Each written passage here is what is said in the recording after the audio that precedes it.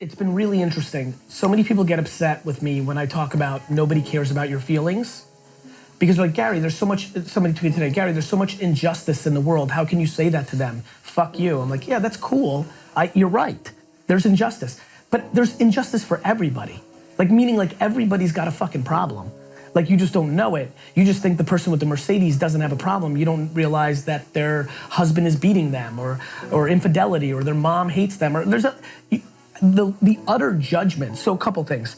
For some people, it's worked because I've pushed to them that nobody cares. Mm-hmm. Nobody cares about your problems because they have their own problems. Mm-hmm. And that's worked for some people. Like, literally some people have emailed me and they're like, my life has changed because you pounded to me that nobody gives a fuck, nobody cares. So I was like, fuck, if that's true, the hell am I complaining for? Yeah. And all of a sudden I stopped complaining and all of a sudden good shit started happening. Yeah. So that works. The other thing that I think works the most, I think people have to drop people in their lives. Right. I really do. I think people have to drop negativity out of their lives. I think people need to get divorced. I think people need to stop talking to their parents. I think kids need to stop talking to their folks to their kids. Like, I just don't know what else to tell you. Being around positivity and optimism and offense and practicality and ethics and good, it always makes you better. But being around negativity and dragging down always makes you worse. So to me, it's net score. You want to, you don't like what I'm saying and you don't want to drop your dad or mom or wife or husband, fine, then go out and find 7 positive friends and reallocate your time. When I say drop comes in many forms. Drop comes in divorce. Drop comes in, maybe you shouldn't hang out with them every hour. Yeah. Drop comes in with spending time with positive friends.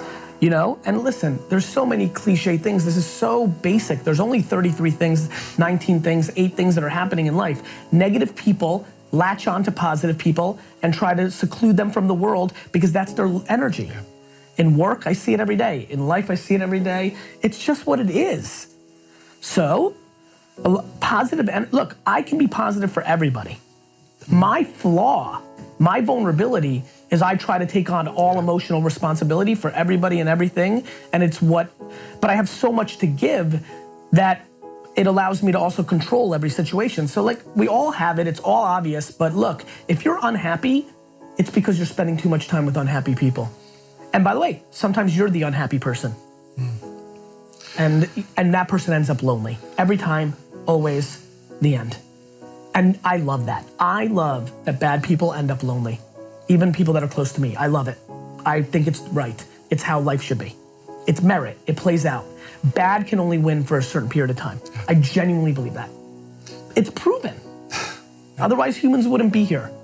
I love how people are not smart. Guys, if bad wins, it would have been over a long time ago.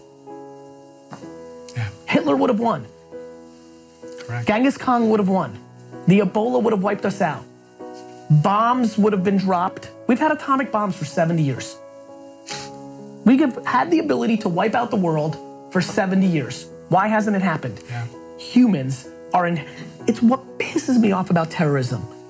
I hate the American propaganda of terrorism that everybody buys into. If terrorism was real, the way that it's sold, every day in London, Paris, and New York, people would take a van and drive into Times Square and around Buckingham Palace and kill 30 people. You can't stop it.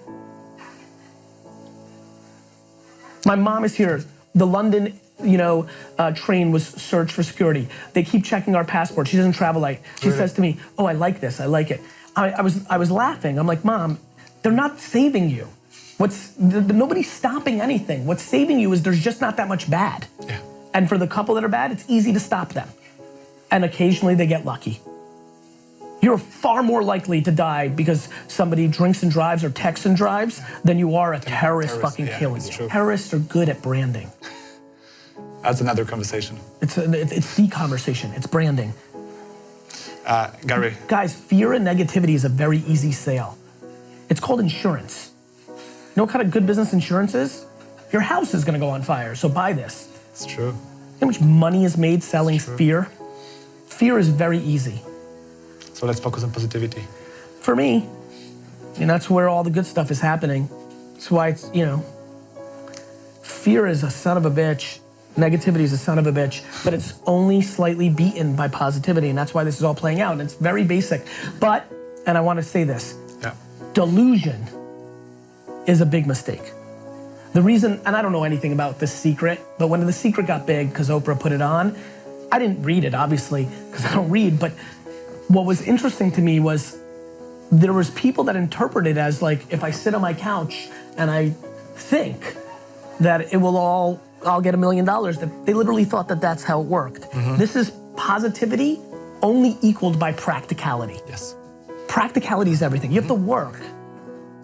I wish people, like the biggest reason D-Rock and I started DailyVee, I only started DailyVee so there was no confusion. Nobody believes me. To this day, nobody believes how hard I work, and I show you, and they still try to make pretend it's not real. And you wish you started that 10 years ago, yes? Just to show the very beginnings.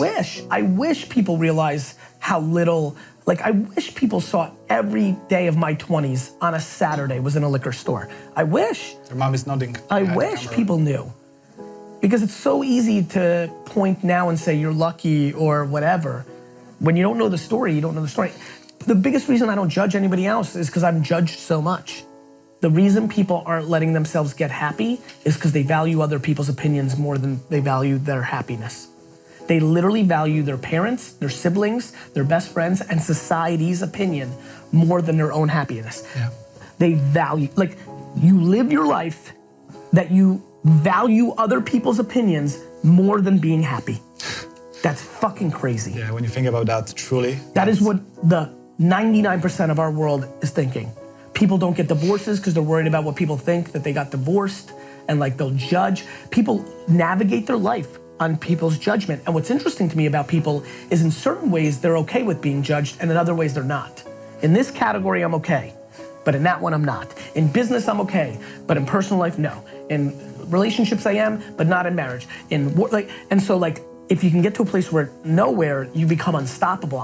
I feel like I'm so strong and unstoppable because every day, every year, every minute, every decade, I've been able to chip away at more insecurities and make them strengths.